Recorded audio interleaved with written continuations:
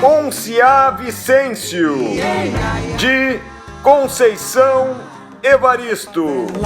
Revela aquela que desce o morro e vem transar. O ambiente efervescente. Consagrada no Brasil e no exterior, a escritora mineira é filha de empregada doméstica e mãe de uma única mulher. Já recebeu o prêmio Jabuti, o mais importante da literatura brasileira. Como é tão bela, como é tão bela.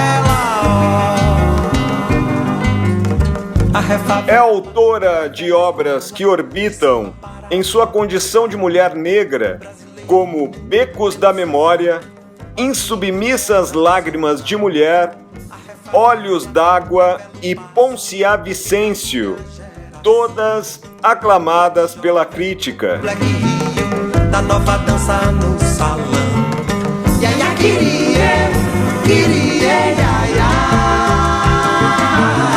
Conceição cresceu em uma favela de Belo Horizonte, Minas Gerais, onde chegou a prestar serviço doméstico mesmo criança.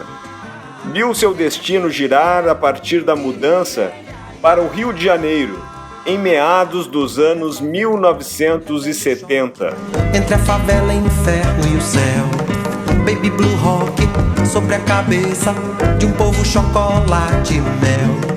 Na refavela. Formou-se em letras pela Universidade Federal do Rio de Janeiro, trabalhou na rede pública como professora e se tornou mestre em literatura brasileira e doutora em literatura comparada. Como é tão bela, como é tão bela. A refavela, alegoria, elegia. Deu os primeiros passos na carreira literária no início dos anos 1990, quando publicou contos e poemas na série Cadernos Negros.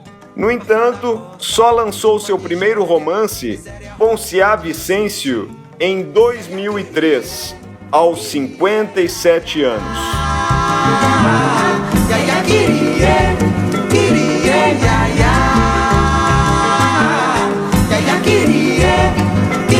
O reconhecimento veio aos 68 anos, quando foi destacada no Salão do Livro de Paris de 2015. O Brasil, que pouco conhecia a escritora, assistiu a autora brasileira ser ovacionada pelos estrangeiros.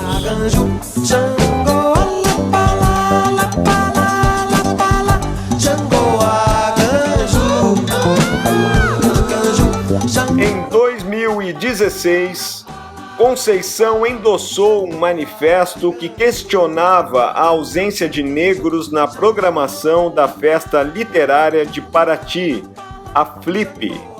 Em 2018, lançou-se candidata independente à Academia Brasileira de Letras.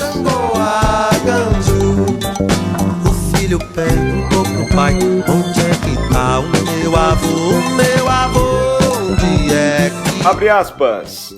Estamos numa situação de vulnerabilidade muito grande. Mas, enquanto a gente tiver a certeza do direito à vida, isso nos mantém de pé. Fecha aspas. Disse a escritora em entrevista. Tataravô, bisavô, avô, pai, Xangô, Arcanjo.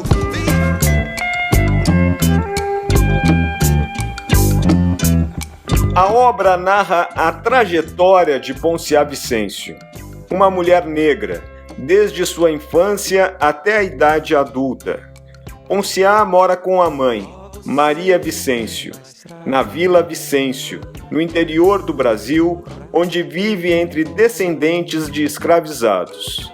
Seu pai e seu irmão trabalham no cultivo da lavoura da família Vicêncio, que é proprietária das terras onde todos moram e trabalham. Também são donos do sobrenome dos habitantes da vila, como a família de Ponciá. A narrativa, em flashbacks, descreve a infância da menina na vila junto da mãe e do artesanato com barro que elas fazem. Narrado em terceira pessoa, somos levados ao íntimo das personagens. Dessa forma, conhecemos a felicidade da menina Ponciá, que brincava de passar por debaixo do arco-íris com medo de mudar de sexo, segundo a crença popular. Meu bem, oh, oh, oh, oh, meu bem, oh, oh, oh. Ponciá era considerada diferente desde criança, principalmente pela semelhança física com o avô Vicêncio. Este, quando escravizado, passa por um momento de loucura e de grande indignação contra a escravidão.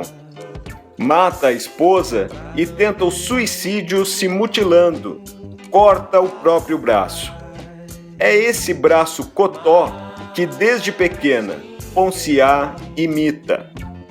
Após a morte do avô, a protagonista modela um boneco de barro idêntico a ele, o que deixa sua mãe espantada.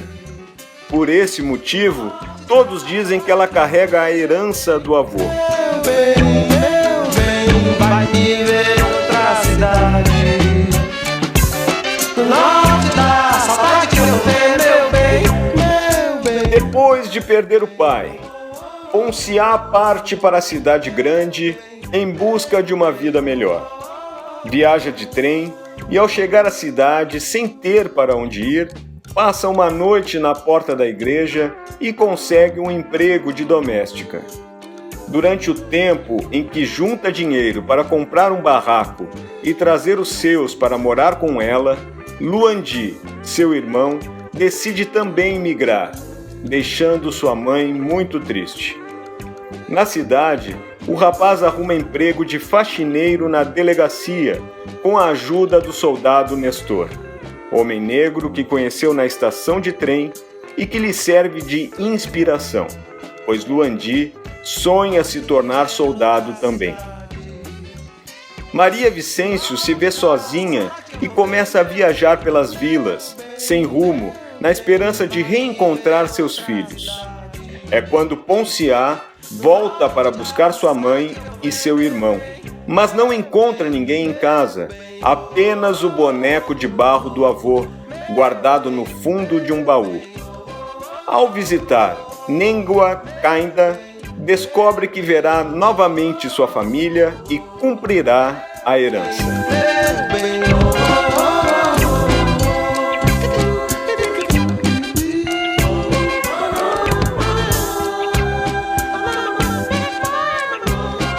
Ao retornar à cidade, Ponciá passa a viver com um homem que conheceu na favela.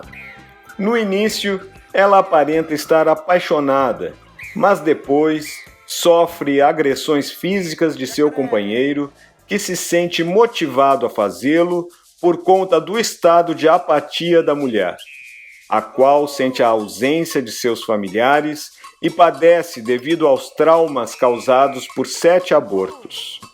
Enquanto isso, Luandi aprende a ler e a escrever, ficando assim mais próximo de realizar o sonho de ser soldado. Conhece Belisa, uma mulher negra que também migrou para a cidade em busca de uma vida melhor, mas, ao ser roubada na casa onde trabalhava, torna-se prostituta. Os dois se apaixonam e fazem planos.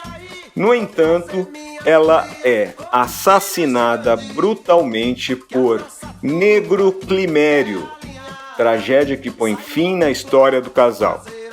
Antes disso, Luandi pega emprestada uma farda do soldado Nestor e vai até a vila para rever a mãe, mas não encontra ninguém. Ele percebe o sumiço do boneco do avô. O rapaz deixa seu endereço com Nengua Kainda para que o entregue a Maria Vicêncio e retorna. Sua mãe vai ao seu encontro na cidade grande, Na estação de trem, encontra um soldado e lhe mostra o bilhete com o endereço do filho. Era Nestor, que a leva até a delegacia onde está Luandi.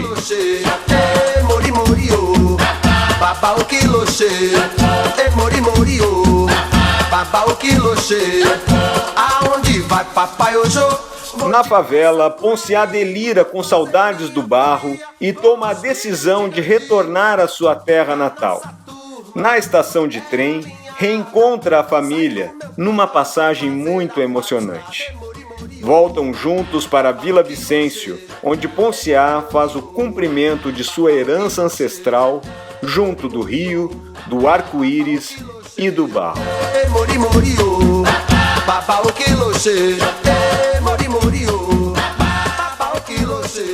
Hora do quiz! Nas alternativas a seguir, há trechos extraídos do romance Ponciá Vicêncio, de Conceição Evaristo. Qual delas apresenta fragmento que não se relaciona com o sentido ou sentidos da tela Os Semeadores, de Diego Rivera? Letra A. O importante na roça era conhecer as fases da lua, o tempo de plantio e de colheita, o tempo das águas e das secas. B. O canavial crescia dando prosperidade ao dono. Os engenhos de açúcar enriqueciam e fortaleciam o senhor. Sangue e garapa podiam ser um líquido só. C. Um dia, o coronelzinho, que já sabia ler, ficou curioso para ver se negro aprendia os sinais, as letras de branco.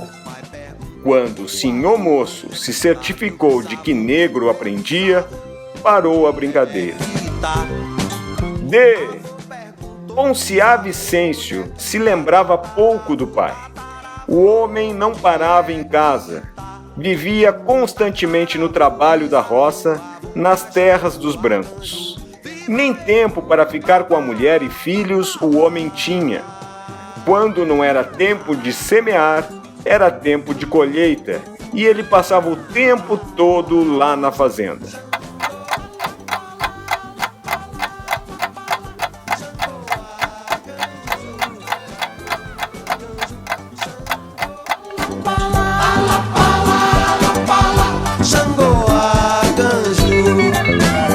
Respondida a questão aqui nos comentários, confiram o seu gabarito.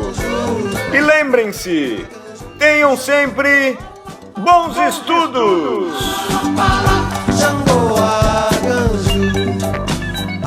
É com muito orgulho mesmo, né? O meu texto, tanto o texto literário como o texto ensaístico, a poesia, a prosa, nasce muito marcado, muito marcado não, profundamente marcado pela minha experiência de mulher negra na sociedade brasileira. É uma escrevivência que se dá realmente através dessa vida, né, que é a vida do povo negro, homens, mulheres, crianças.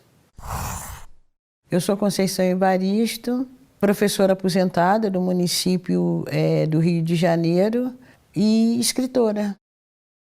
O meu material literário é um material que está profundamente ligado às experiências, né?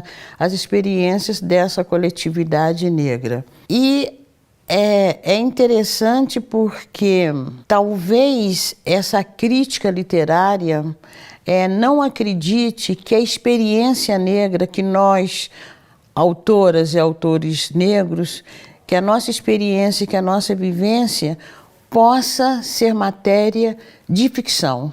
Isso é muito contraditório porque nós vamos ver várias obras da literatura brasileira que usam como temática ou que se inspiram, inclusive, nas culturas africanas ou afrodiaspóricas para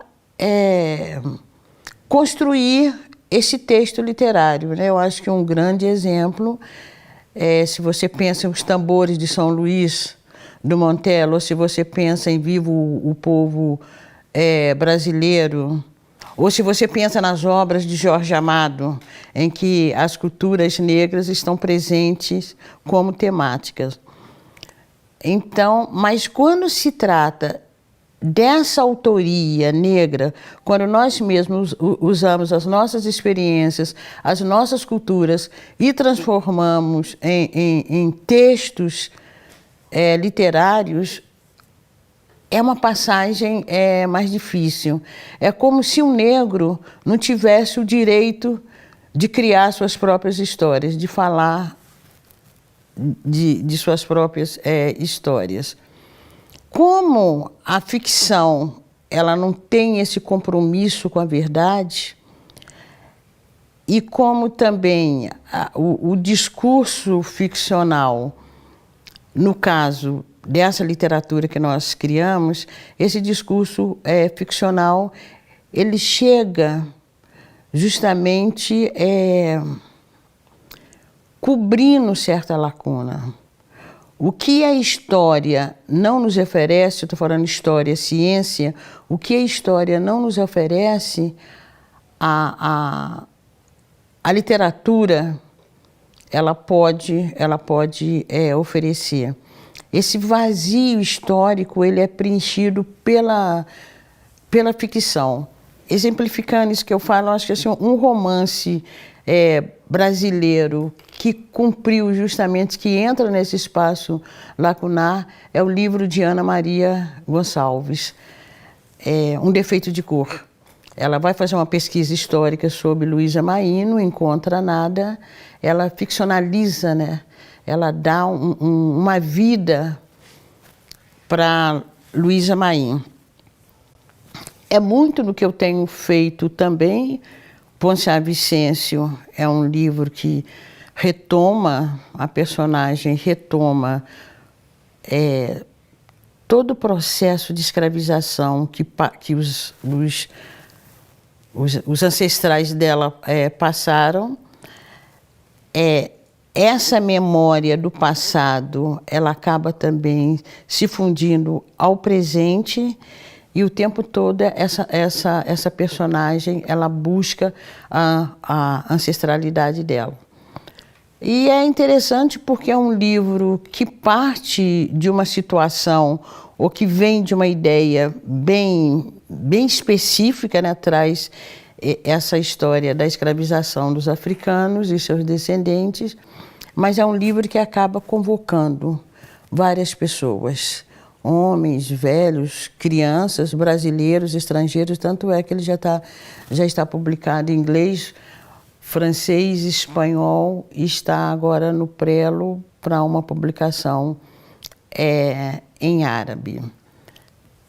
Ponciá Vicêncio também é um livro que traz justamente essa memória e traz uma história do cotidiano, que é uma mulher que sai de uma cidade qualquer para tentar vida na cidade grande.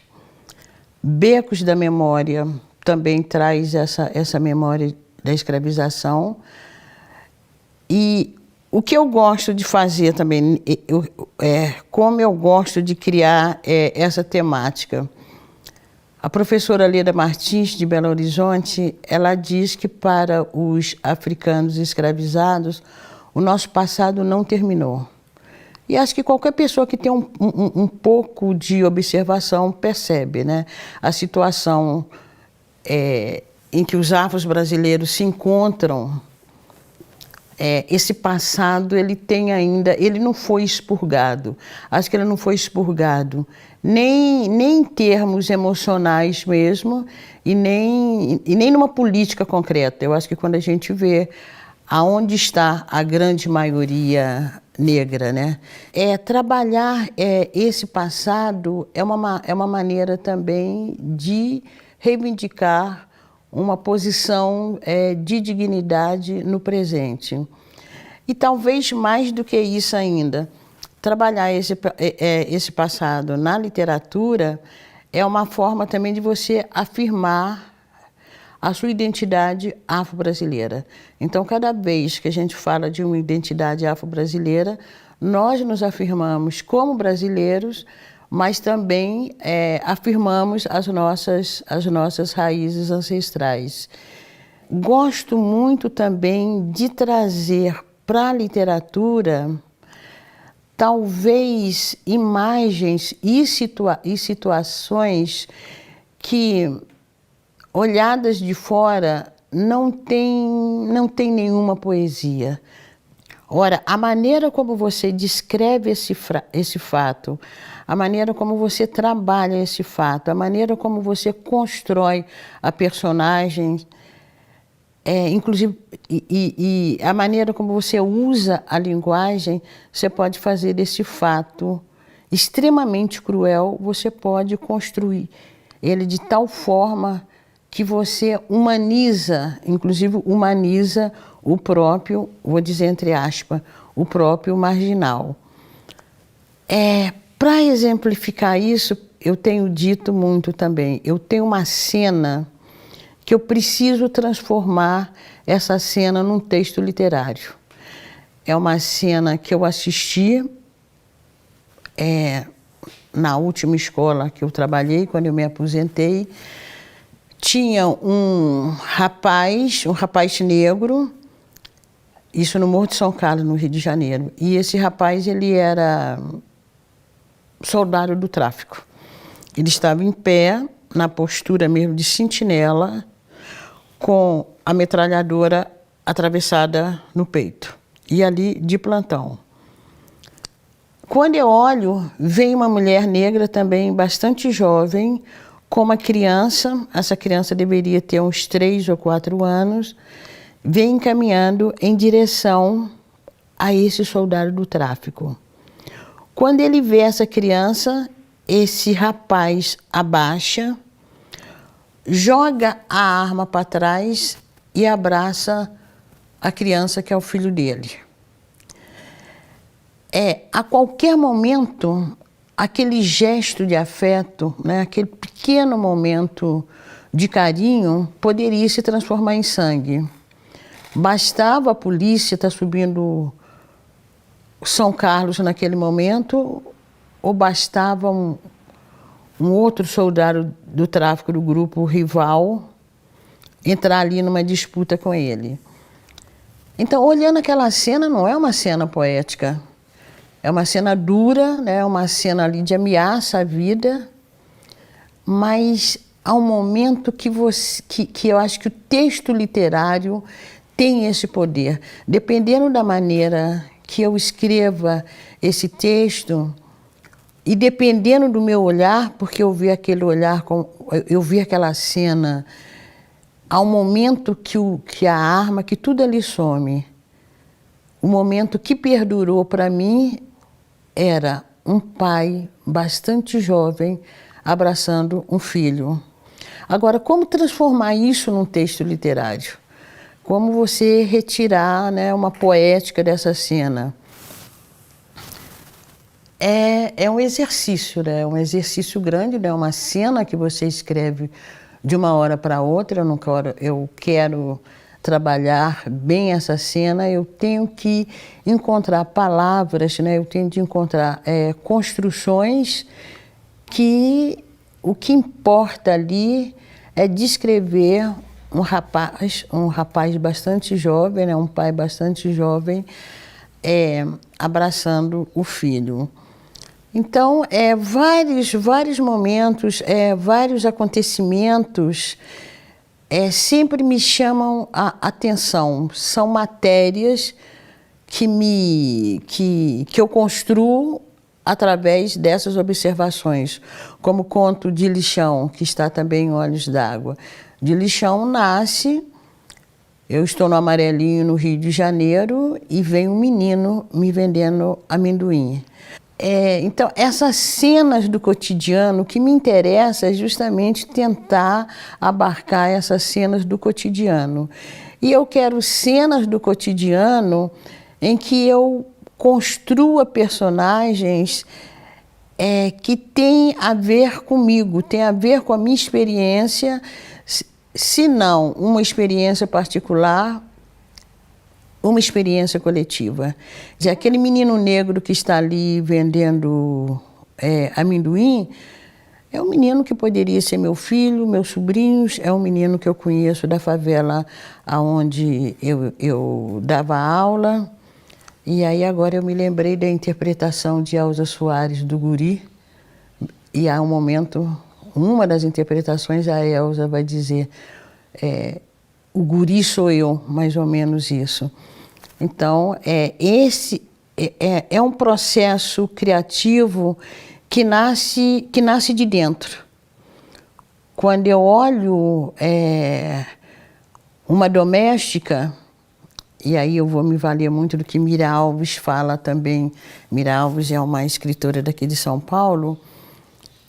Quando essa autoria que vem de uma descendência que já experimentou essas posições de subalternidade, então a gente escreve a partir de dentro. E Mira Alves tem um exemplo também que eu gosto muito também. Ela diz, quando nós vamos falar, escrever, compor uma personagem que é doméstica, é como se fosse a própria doméstica dentro do quarto, olhando para a patroa na porta do quarto. Esse gesto de criação, ele nasce de uma experiência, como eu já disse, se não é uma experiência particular, é uma experiência histórica. Uma outra autoria que não conhece nem por história ligada ao seu povo, que não conhece esse lugar de subalternidade, é uma outra escritora branca que vai compor essa personagem doméstica. É como se fosse a patroa que estivesse dentro do quarto, olhando a empregada aqui e compondo essa personagem. É uma personagem que nasce de fora. Ora, o que nós estamos dizendo aqui não é um juízo de valor, não é quem faria melhor, quem comporia melhor essa personagem. O que nós estamos afirmando aqui é de que lugar esse texto literário nasce, né? Em que lugar social, e no caso de nós mulheres, né? Em que lugar também de gênero, e no caso das mulheres negras, em que lugar também de experiência étnica esse texto nasce. Quando uma vez até eu mudei até o enredo desse romance. Eu estava escrevendo um livro em que no centro da cena tem uma mulher. E essa mulher, a maneira dela de se comunicar com o mundo era através dos seios. Não tem pessoas que falam assim, hoje vai chover porque o meu cálice está doendo. Então, essa grande matriarca, toda vez que acontecesse alguma coisa com a descendência dela, com alguém da descendência dela, os sinais viriam nos seios. Ela sentiria dor nos seios, haveria momento que os seios dela os seios poderiam verter água, outra hora verteria leite. E eu comecei a escrever esse romance. Eu comecei a sentir dores nos seios. Aí eu mudei o rumo da prosa. Esse romance ficou vários anos esquecido. Quando eu retomei esse romance, tem essa mulher no centro da cena, mas eu não vou brincar com os seios dessa personagem, não. Fiquei com receio, realmente. Belisa, quando eu estava escrevendo também Belisa, a cena que ela apanha do marido dela, e graças a Deus eu nunca apanhei de homem nenhum, nem de marido, nem de pai, nem nada, mas a cena que essa mulher está sendo esbofeteada pelo marido, eu escrevo essa cena chorando, a momento de uma tensão, de uma amargura tão grande que eu tenho que levantar, respirar um pouco e voltar e escrever a cena. Desse processo criativo, né, dessa maturação de um texto que pode começar hoje, ficar abandonado e eu retomar esse texto daqui 2, 3 anos. Eu nunca escrevo muito rápido. De modo geral, só tive um livro que eu escrevi muito rápido, que foi Em Submissas Lágrimas de Mulheres. Em Submissas Lágrimas de Mulheres foi um momento meu de submissão, até respondendo uma provocação de uma pesquisadora que questiona, então a vida das mulheres negras é só tristeza, e aí não tem final feliz. Então, respondendo a Edileuza da Penha, eu resolvi escrever Em Submissas Lágrimas de Mulheres e crio, né, essa antologia em que as mulheres passam, sim, por processos de dores, mas elas já estão depois contando o êxito, né? Elas já saíram da tormenta do sofrimento. E várias outras artes também me contaminam. Eu não sei cantar, não sei dançar, mas eu gosto muito de música. A música, para mim, ela é um grande momento de sensibilização. Escutar uma música, determinadas cantoras, determinadas vozes. Por exemplo, eu amo Nina Simone. Muitas vezes eu escrevo escutando Nina Simone. Gosto muito de ver também dança, de assistir espetáculos de dança, olhar para as pessoas. Às vezes as pessoas até falam que eu tenho, porque eu encaro mesmo, eu gosto de olhar para as pessoas. Você perceber, você tentar adivinhar o que tem atrás de um rosto e oferecer também o teu olhar para as pessoas perceberem, né, o que tem, né? Quem é Conceição Evaristo, e por isso Olhos d'Água, né, aquele conto que eu escrevi e que dá título a um livro, Olhos d'Água. Um dos projetos meus de escrita hoje seria ler determinados poemas de autores já consagrados, autores e autoras já consagradas, e criar uma espécie, talvez até de contrapoema, ou então de contra-discurso, ou um outro discurso, né? Tomando aquele primeiro texto e depois desviando totalmente. Já fiz algumas experiências nesse sentido, quando eu dialogo Carolina Maria de Jesus com Clarice Lispector, quando eu removo a pedra do meio do caminho, né, com Águas, dialogando com Carlos Drummond de Andrade, quando recordar é preciso e não navegar, de Fernando Pessoa, ou do lema português.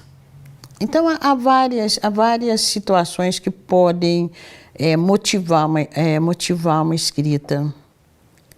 Talvez eu gostaria que as pessoas se prendessem menos à minha biografia e se ligassem mais ao texto.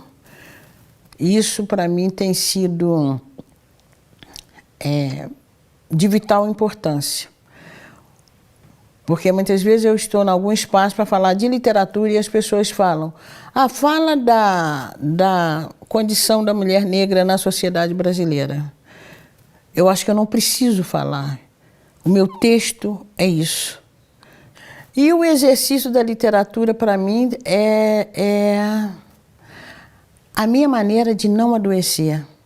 Eu sempre penso isso. E quando eu falo de não adoecer, eu estou falando mesmo desse adoecimento emocional. Porque a arte, ela é uma válvula de escape. E a literatura, para mim, essa criação, é a possibilidade que eu tenho de sair de mim mesma, de indagar o mundo, de inventar, né, um outro mundo, de apresentar a minha discordância com esse mundo. E é uma experiência que eu tenho desde desde bem nova. Eu sempre escrevi, eu sempre gostei de escrever. Escrever, para mim, é a possibilidade mesmo de fundamentar, né? De fundar um diálogo. Eu acho mais fácil você falar pela escrita do que você falar, apesar da minha literatura ter um fundamento, né? Ela nasce do espaço da oralidade, mas eu consigo, por exemplo, falar muito mais dos meus sentimentos se eu escrever. O movimento da escrita, acho que até o movimento da própria vida. Eu acho que o movimento da própria vida é um movimento que você faz para vencer a dor, ou para vencer a morte.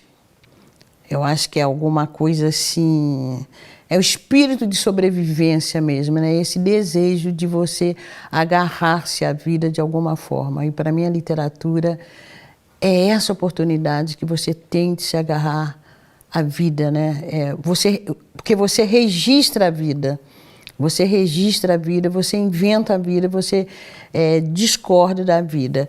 E escrever, tem até um texto meu também que eu digo isso, escrever é uma forma de sangrar. Porque porque é uma forma de sangrar mesmo. E a vida é uma sangria desatada, né?